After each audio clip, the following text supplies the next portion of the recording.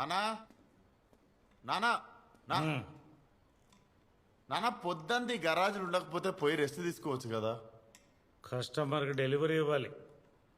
అయినా పనులు పక్కన పెట్టి రెస్ట్ తీసుకోవడానికి నేను ఇలా ప్రేమ పావురాన్ని కాదు కదా నాన్న.